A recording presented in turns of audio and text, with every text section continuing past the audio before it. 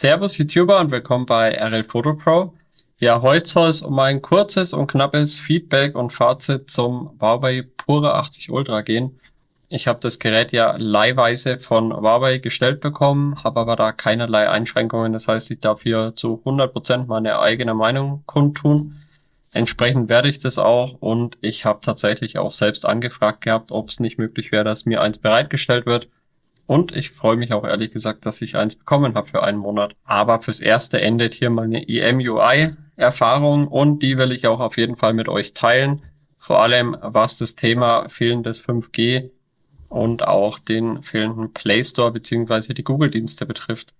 Von daher würde ich sagen, fangen wir direkt an und wir sehen uns gleich wieder nach dem Intro. Los geht's!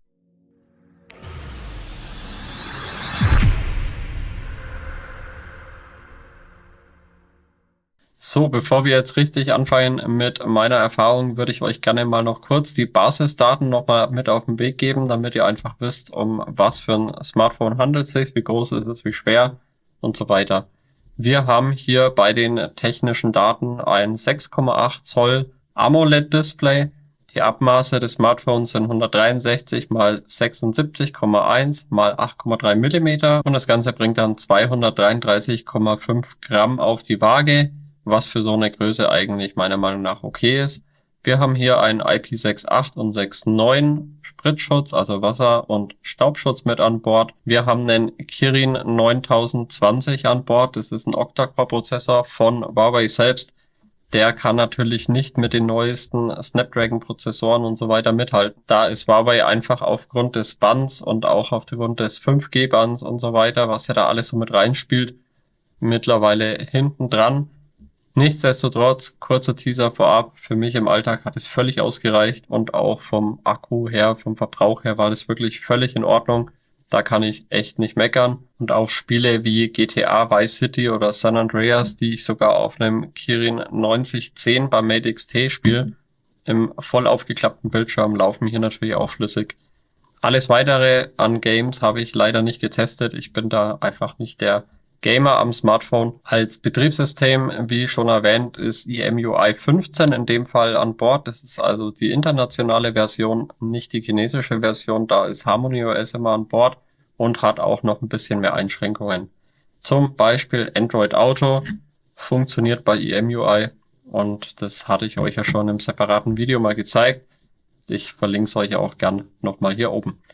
Ansonsten 512 GB Speicher und 16 GB RAM ist mit an Bord. Zudem haben wir hier 4 wirklich richtig gute Kameras an Bord, die aber sich nur 3 Sensoren teilen, mehr dazu aber gleich noch im ausführlichen Bericht. Und eine 13 Megapixel Selfie Frontkamera. Und wir haben noch einen 5170 mAh Akku, der mit 100 Watt Supercharge geladen werden kann mit Kabel oder eben mit 80 Watt Wireless Charging. Und das ist wirklich eine der schnellsten Ladegeschwindigkeiten, die ich glaube ich je bei einem Smartphone hatte. Bei der Ladegeschwindigkeit muss man aber sagen, ich habe wieder dieses kleine Zwischenteil hier eingebunden zwischen Smartphone und Ladekabel. Und da sieht man sehr gut, wie schnell das Ganze lädt und vor allem, ob es durchgehend so schnell lädt. Und ich muss sagen, unter 60% waren es oder 58, bei 58% hat er dann angefangen so langsam zu drosseln. Und dann waren es eben nicht mehr die vollen 100 Watt, beziehungsweise waren es so zwischen 90 und 95 Watt, was er da immer so in der Spitze geladen hatte. Dann waren es halt nur noch 40 bis 50 Watt. Und ganz am Ende hat er nochmal gedrosselt auf knapp 20 Watt. Also das muss man wissen. Aber das machen nicht nur Huawei-Smartphones so, sondern auch andere Hersteller. Also die laden auch nicht, bis der Akku wirklich 100% hat, komplett durch. Und wenn sich das Gerät natürlich erwärmt und doch zu warm werden würde, um die Ladegeschwindigkeit zu halten, dann wird natürlich auch gedrosselt. Aber auch das machen andere Hersteller. Von daher kein Vorwurf, sondern einfach nur eine Feststellung und trotzdem eine Spitzenleistung von Huawei in dem Fall. Zumal ich hier gleich mal den Lieferumfang erwähnen muss. Also ihr habt hier den Supercharger mit dabei, eben mit 100 Watt, den er da reinpumpen kann. Das ist so ein Dual Charger, also der hat quasi ein USB-C für das Kabel, was dabei ist, aber auch noch einen normalen USB. Finde ich super gut. Dann eben die Hülle, die habe ich euch ja schon gezeigt. Und ich muss sagen, das ist wirklich keine Billighülle wie bei anderen Herstellern teilweise, die halt noch so aus dem chinesischen Raum kommen und das Ganze mitgeben. Die Europäer, Amerikaner und so weiter, die machen das schon lange nicht mehr. Die Koreaner von Samsung, die gehen ja sowieso immer Apple nach. Ansonsten haben wir da wenig Firmen, die das noch machen. Also, die Hülle wirklich sehr, sehr gut. Hat sich auch gut in der Hand angefühlt. Das Design ist natürlich Geschmackssache, aber wem es nicht passt, der kann sich natürlich auch eine eigene Hülle kaufen. Ich fand die aber recht gut und ich muss sagen, hätte ich das Smartphone gekauft, hätte ich sie wahrscheinlich auch hauptsächlich benutzt. Bis auf so einen Kickstand, den habe ich ein bisschen vermisst.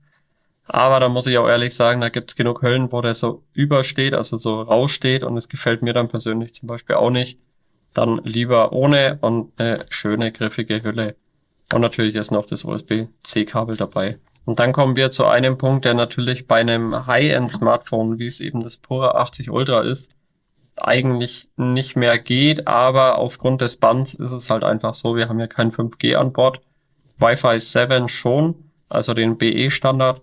Aber ich muss ehrlich sagen, komischerweise hat es selten mit meinem Wi-Fi 7 daheim verbunden, sondern hauptsächlich mit Wi-Fi 6. Auch jetzt gerade wieder. Und ich habe eigentlich im ganzen Haus Wi-Fi 7. Und meine anderen Smartphones, die eben Wi-Fi 7 haben, die verbinden eigentlich fast immer bis auf den Keller hier jetzt mit Wi-Fi 7. Aber ja, der fehlende 5G-Standard ist dann da eine andere Hausnummer. Durch den Bann dürfen die eben kein 5G verbauen und das ist halt wirklich ein Problem. Ich hoffe wirklich, Huawei kann da in Zukunft nachziehen, weil ohne 5G wird es irgendwann schwierig. Also ja, ich habe jetzt keine Probleme gehabt bei mir und ich wohne ja doch ländlich und fahre auch öfter durch irgendwelche Dörfer, wo die Netzabdeckung vielleicht nicht optimal ist. Hatte da kein Problem, aber das ist halt gerade in Deutschland sehr ortsabhängig. Also manche haben ja auch noch gar keinen Internetempfang, da ist es eine ganz andere Geschichte, da ist eigentlich völlig egal, was verbaut ist. Aber das sind natürlich nur noch die seltensten Ausnahmen. Ansonsten halt eben, wie gesagt, nur 4G. Finde ich schade. Wie gesagt, kann man nicht ändern. Ist halt so, entweder man muss damit leben oder man holt sich halt natürlich das Smartphone entsprechend dann nicht. Was aber mit dabei ist, ist eSIM. Ihr habt beim Slot 2 eSIM verbaut. Das heißt, ihr könnt entsprechend auch eSIMs nutzen. Anders jetzt wie bei den China Harmony OS Geräten, da ist eSIM nicht dabei. Da müsst ihr halt euch eine SIM-Karte kaufen, die eine eSIM interpoliert. Da habe ich ja auch schon mal ein Video drüber gemacht und das funktioniert auch tadellos. Aber hier braucht ihr halt nicht rumtüfteln. Gut, und dann kommen wir mal zu dem Punkt, der natürlich für die meisten der absolute Knackpunkt sein wird, und zwar die fehlenden Google-Dienste. Und die sind natürlich für viele relativ schwer zu umgehen, sage ich mal. Auch für mich war es echt eine harte Nummer. Ich habe ja ewig auf meinen Galaxy Trifold gewartet. Darum habe ich mir das Huawei Mate XT geholt. Das heißt, ich habe natürlich, bevor ich jetzt das Pura 80 Ultra bekommen habe, auch einfach schon ein bisschen Erfahrung sammeln können. Habe auch schon einige Apps umgestellt. Als Beispiel Google Wallet zum Beispiel funktioniert hier auch nicht. Ihr könnt aber auf Curve umsteigen. Der Google Play Store ist halt auch nicht funktionsfähig. Da gibt's eben den Aurora Store zusammen mit den Micro-G-Diensten, die eben in der Ersteinrichtung schon angeboten werden, wenn ihr von einem Android-Smartphone eure Daten rüberzieht. Ansonsten installiert den einfach über den Huawei Store. Dann könnt ihr da auch alle Apps installieren, die ihr so von Google kennt. Aber es gibt auch noch ein paar andere Einschränkungen, die ich jetzt so im Laufe der Zeit festgestellt habe. Und die finde ich halt auch ein bisschen, ja, störend. Also es wäre jetzt nicht zwingend ein K.O.-Kriterium für mich, aber es stört halt. Und eins der größeren Störfaktoren war für mich der Google Passwort Manager. Ich habe da nämlich eine Passphrase, also nochmal so ein extra Schutzpasswort mit drin. Das muss ich eingeben, damit ich halt meine Passwörter und auch Bezahldienste oder Karten etc. für dieses Autofill-Thema dann einfügen kann. Und das kann ich zwar noch eingeben, aber der Passwortmanager funktioniert trotzdem nicht. Und wenn ihr normalerweise keine Passphrase drin habt, dann ist es so, ihr kommt auf diese Google Passwörter Website und könnt darauf zugreifen. Das geht aber mit einer Passphrase auch nicht. Das heißt, ich musste zwangsweise umsteigen. Ich habe zu FAS Pass, nennt sich die App, dann genommen, weil ich da eben den Authenticator für meine Codes schon hatte. Entsprechend kannte ich halt die Firma, die die Software quasi herstellt und habe halt dafür jetzt das genommen. Das lief dann so ab, ich habe in meinem Google Passwort Manager am PC einen Export gemacht, dann bekommt ihr eine unverschlüsselte Excel-Datei, ganz wichtig, also schickt euch die nicht per E-Mail oder irgendwas, Ich habe die dann auf dem USB-Stick und habe die vom USB-Stick quasi aufs Smartphone drauf und habe die importiert. Ist ja nicht die schönste Methode und man muss noch ein bisschen was machen, dass der Passwortmanager dann auch halt Standard ist. Aber ja, es ist halt leider so. Also ich wusste ja auch, was ich mich einlasse durchs MateXT, aber ich will es euch halt auch einfach nochmal gesagt haben. Zudem könnt ihr die Google Home App nicht nutzen, beziehungsweise nicht nutzen ist falsch, die öffnet sich, aber es ist halt nichts drin, genauso wie bei Google Wallet, die öffnet sich auch, aber es ist halt nichts drin. Es wird euch nichts angezeigt, als hättet ihr noch nie was hinzugefügt und ihr könnt auch nichts hinzufügen. Was aber an der internationalen Version mit EMUI schön ist, ihr könnt euren eigenen Launcher nutzen. Das heißt, ich habe auch wieder meinen Smart Launcher drauf machen können und da auch das Google Newsfeed entsprechend einrichten können. Nur habe ich da das Problem über den Aurora Store, ich krieg meine Premium-Lizenz nicht eingebunden. Also er sagt immer, ich soll auf Premium doch updaten und könnte dann eben, wenn ich da drauf gehe, wieder für lebenslang 29 € das Ganze bezahlen. Habe ich aber schon gemacht über den Play Store und die Lizenz, die zieht er sich nicht. War witzigerweise nicht bei allen Apps der Fall, aber stellt euch mal darauf ein, dass wenn ihr Apps habt, die ihr schon gekauft habt, nicht unbedingt dann so funktionieren, wie sie sind. Aber das ist gefühlt nur bei den Apps der Fall, die ihr nicht sofort kauft, wie die GTA-Spiele, die habe ich ja auch als Einmalkauf im Play Store gekauft, sondern wie beim Smart Launcher, da habe ich ja quasi den Smart Launcher gratis runtergeladen. Der funktioniert auch und dann habe ich eben über den Smart Launcher eine Lizenz im Google Play Store erworben. Das heißt, eine Gratis-App plus on top eine Lizenz und diese Lizenz, die zieht er halt einfach nicht. Ja, auch hier muss man sagen, es liegt halt einfach an den nicht supporteten Google Play Diensten, die halt mit dem Aurora Store und MicroG einfach interpoliert werden sozusagen, also bereitgestellt werden, aber nicht im offiziellen Sinne von Google. Was mir aber positiv aufgefallen ist am Pura 80 Ultra ist wirklich das System. Das läuft flüssig. Ich habe auch echt schon viele negative Bewertungen im Internet gelesen, wo viele sagen, boah, ich hätte lieber Harmony OS und irgendwie läuft das alles besser. Würde ich jetzt gar nicht so sagen. Also ich meine, ich hatte ja jetzt hier den direkten Vergleich und ja, da ist halt auch ein älterer Prozessor noch ein bisschen drin. Das ist aber auch nicht so viel gravierende Leistungsunterschiede wie sonst bei anderen Prozessoren oft der Fall. Aber ich muss sagen, das ging alles flüssig. Wie gesagt, GTA, die Spiele liefen flüssig. Ich habe keine Verzögerungen gehabt und so weiter. Benachrichtigungen kamen übrigens immer pünktlich an. Und ja, auch so, also hat mir gut gefallen von der Personalisierung und dieses Spielzeug, ja, Hintergrundzeug da. Ja, das ist Spielerei. Wäre jetzt wahrscheinlich nicht so mein alltäglicher Favorit, das Ganze. Aber ja, was mir übrigens auch sehr gut gefallen hat, war das Display. Das hat wirklich eine super Helligkeit und auch in der Sonne ist es sehr gut lesbar.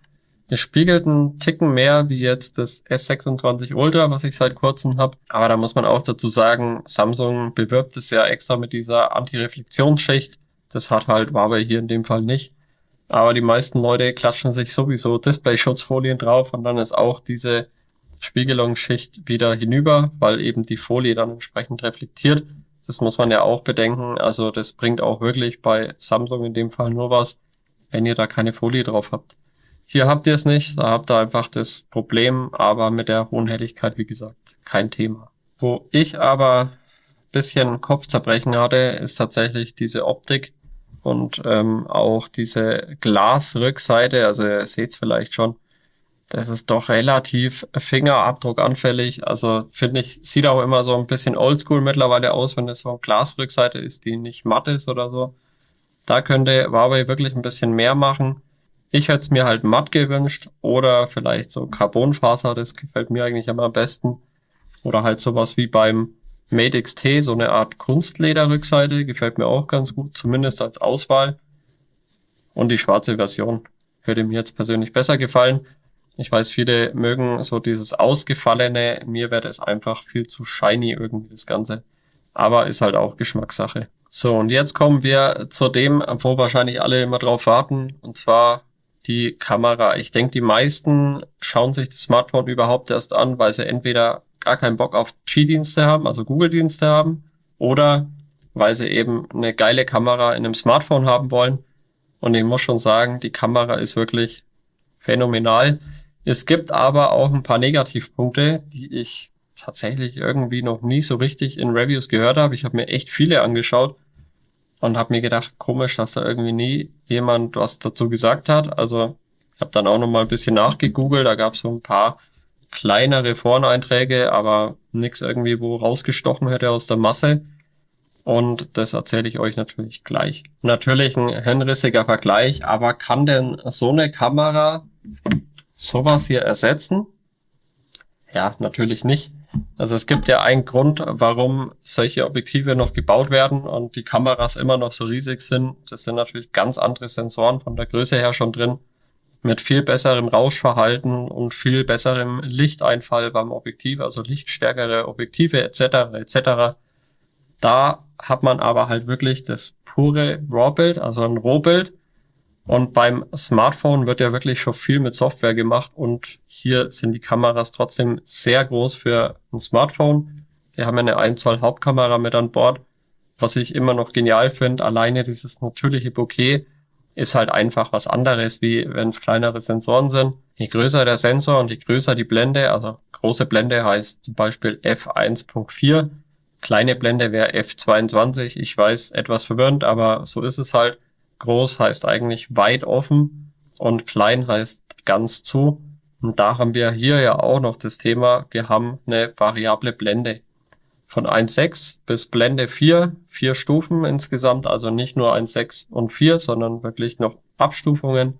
Finde ich richtig gut. Ich blende euch auch mal ein paar Bilder dazu ein, wie das Ganze dann ausschaut und einen kurzen Clip, wo ich einfach mal 2 so Teddybären hintereinander bei schwierigen Lichtbedingungen mit Sonneneinstrahlung von der Seite. Das heißt, man sieht auch diese Flares in der Linse ein bisschen und so weiter.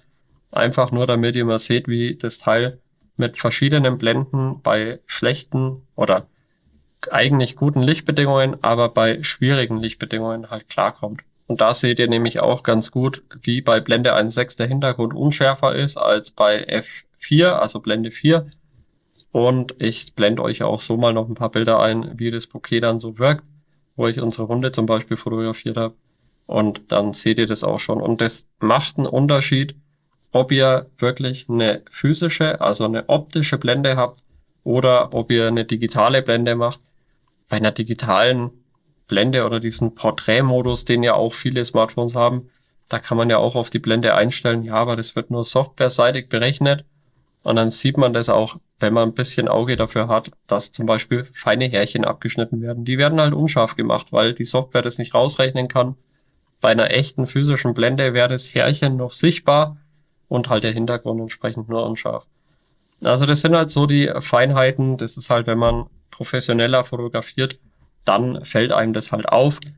Für diejenigen, die natürlich einfach nur eine geile Smartphone-Kamera haben wollen, naja, denen wird es wahrscheinlich nicht auffallen. Die schauen sich das Ding vielleicht auch nur am Handy-Display an und gar nicht an einem großen Monitor mit 4K oder am Fernseher. Und dann fällt es einfach gar nicht so ins Gewicht. Im Allgemeinen muss man aber sagen, wir haben hier eine hohe Schärfe, wir haben viele Details in den Bildern, wir haben auch echt gutes Rauschverhalten bei Nacht und auch eine super Dynamik. Also der Dynamikumfang ist sehr hoch bei dem Smartphone. Und apropos Nacht, ich habe tatsächlich mal versucht, ein paar Sterne zu fotografieren und da ist mir was aufgefallen. Ich habe nämlich dann gesehen, ach, der Orionnebel wäre sichtbar und habe mal versucht, den so ein bisschen zu fotografieren. Das war nicht so einfach, weil ich dann doch mit Stativ und allem arbeiten habe müssen. Hab dann aber auch einen Negativpunkt in dem Sinne dann gleich noch mitbekommen. Mehr dazu aber gleich. Ich habe dann im Pro-Modus mit JPEG auch mal das Bild probiert. Ja, das war tatsächlich nicht wirklich viel besser als jetzt im Nachtmodus mit 10-fach und eben entsprechend Automatik. Ich find's halt eigentlich verrückt, muss man ehrlich sagen. Ja, ich meine, so Nebel überhaupt einzufangen mit einer Smartphone-Kamera, ich meine, das sind ja auch keine Riesenlinsen, trotzdem im Vergleich zu irgendwelchen Objektiven von einer Kamera oder gerade Teleskopen, ja, das sind ja dann solche Durchmesser vorne oder noch größer. Entsprechend ist es schon verrückt, was da mittlerweile machbar ist und Huawei, muss ich sagen, echt Hut ab. Ja, also das habt ihr echt gut hinbekommen und auch vom Rauschverhalten ist es völlig in Ordnung. Für die Dunkelheit bei 10-fach optischen Zoom Wahnsinn. Was ich allerdings nicht verstehe beim 10-fach-Zoom, ja, wir haben ja hier diese Switchable Lens, also diese Linse, wo so ein Schlitten hin und her fährt, der eben das Periskop entweder zur 3,7-fach oder zur 10-fach Linse fährt und entsprechend das Ganze hin und her schiebt und die Brennweite ändert. Warum kann ich im Pro-Modus im RAW-Format nicht die 10-fach benutzen? Ich verstehe es nicht. Ihr nutzt ja den gleichen Sensor wie bei der 3,7-fach. Warum kann ich das nicht umswitchen und nehme einfach halt das RAW vom 10-fach? Finde ich irgendwie merkwürdig, muss ich ehrlich sagen. Da weiß ich jetzt auch nicht, warum das der Fall ist. Keine Ahnung. Also fand ich irgendwie seltsam. Und auch im Videomodus ist mir aufgefallen, ihr habt da zwar die Auswahl für 10-fach, aber wenn ihr mal genau aufpasst, switcht der da auch nicht auf diese 10-fach optische Linse, sondern das ist rein digital. Ich habe da echt viel ausprobiert, andere Auflösungen, weil ich mir gedacht habe, ja okay, vielleicht liegt's am 4K. Nee, auch bei 27p, bei 1080p, eigentlich völlig egal. Er switcht im Videomodus und im Pro-Modus mit RAW nie auf die 10-fach Linse. So, mal einen kurzen Testschwenk im Videomodus 4K 30 FPS. Das ist jetzt hier die Ultraweit. Das ist einfach, zweifach, was keine optische Zweifach ist, sondern digital. 3,7-fach optisch und die 10-fach optische Linse, die aber anscheinend nicht umschaltet, wenn man direkt im Video filmt. Ich glaube auch nicht, dass es mit den Daten, die verarbeitet werden müssen, zusammenhängt, weil ganz ehrlich, es ist ja derselbe Sensor wie bei 3,7-fach. Also, warum? Naja. Kann mir wahrscheinlich keiner erklären, warum. Ich finde es trotzdem spannend, das Konzept mit diesem Wagen, der da hin und her fährt. Ich habe da auch mal eine Aufnahme gemacht, die blende ich euch mal ein und eine Slow-Mo eben mit meiner großen Kamera, damit ihr mal seht, wie das dann ausschaut. Aber das geht so rasend schnell, wie der da hin und her switcht. Also richtig cool. Und auch diese variable Blende ist natürlich phänomenal. Also wenn ihr Wert auf sowas legt und mit diesen Mini-Abstrichen, sage ich jetzt mal, mit RAW und eben Video mit 10-fach, braucht ihr eh nicht, dann ist es auf jeden Fall eure Kamera und ja, macht auf jeden Fall super viel Spaß mit der zu fotografieren. Dann kommen wir mal noch zu meinem Fazit am Ende des Videos. Würde ich mir denn ein Pura 80 Ultra holen, wenn ich es jetzt nicht als Teststellung bekommen hätte? Und ich muss ehrlich sagen, ich glaube nicht, zumindest nicht für den Preis. Ja, ich meine, ihr kriegt da wirklich gute Qualität, eine geniale Kamera und ihr habt ein super Display. Das ist alles schön abgerundet, das ist super stimmig. Ihr habt einen großen Lieferumfang mit Ladekabel, mit Charger, mit 100 Watt, mit einem tollen Case, was sich echt gut anfühlt und so weiter und so weiter. Und auch eine, wie ich finde, geile optische schwarze Version. Aber ja, es ist einfach so, diese Google-Dienste, die fehlen mir in gewissen Hinsichten trotzdem. Und auch mit dem Mate XT, wie gesagt, ich nutze es ja als Hauptgerät, weil einfach dieses Trifold oder Multifold, wie es ich eher nennen würde, ist halt echt genial und super dünn, Performance top und so weiter, wie hier halt eben auch. Aber ja, muss ich mit den Einschränkungen leben bei einem normalen Smartphone, wo ich ja doch sehr viel Konkurrenz habe. Gerade jetzt hat Samsung das S26 Ultra rausgebracht, was meiner Meinung nach nur sinnvoll ist, wenn man diesen Privacy Mode unbedingt braucht. Kameratechnisch rede ich da jetzt mal lieber nicht drüber. Dann würde ich lieber zum Xiaomi 15 Ultra oder dem neuen 17 Ultra greifen. Oder zum Beispiel das Vivo X300 Pro, Oppo Find X9 Pro. Das sind alles so Kandidaten, die auch international mit eben Google-Diensten verfügbar sind. Da würde ich aber auch, glaube ich, nicht zu den China-Versionen greifen, sondern wirklich zu den EU- oder den deutschen Geräten. Dann habt ihr da auch gar keine Probleme mit Anpassungen etc. Hier habt ihr halt immer ein bisschen das Thema, ihr müsst basteln. Ihr müsst einfach schauen, wie funktioniert es mit Aurora Store. Es ist halt mit diesen Lizenzthemen anders. Und die große Frage, die sich natürlich stellt, ist, wie geht's denn überhaupt weiter? Gerade systemseitig. Ja, wir haben hier EMUI 15 drauf, das basiert auf Android 12.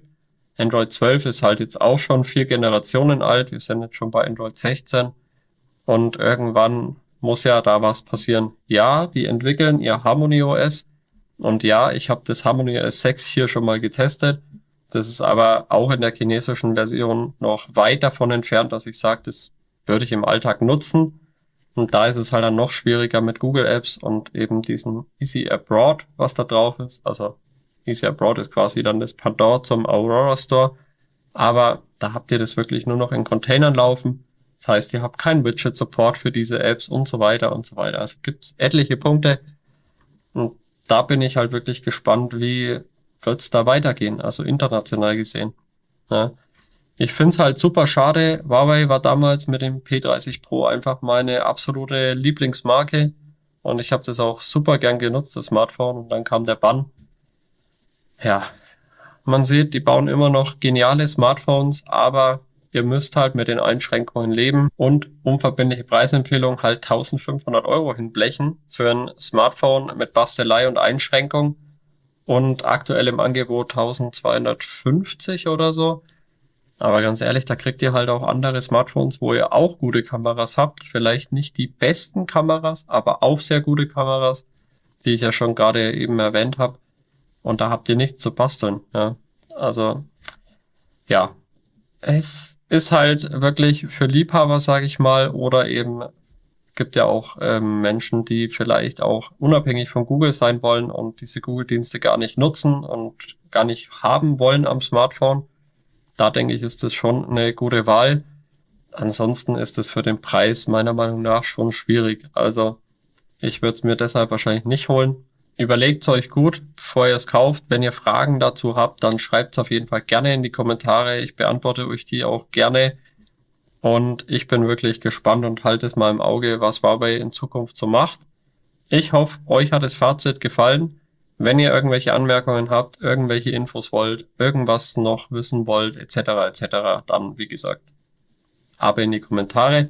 Über ein Abo und ein Like würde ich mich natürlich auch riesig freuen, damit mein Kanal wächst und ich eben auch mehr Geräte für euch testen darf. Und ich freue mich schon aufs nächste Video mit euch. Bis dahin, macht's gut und ciao.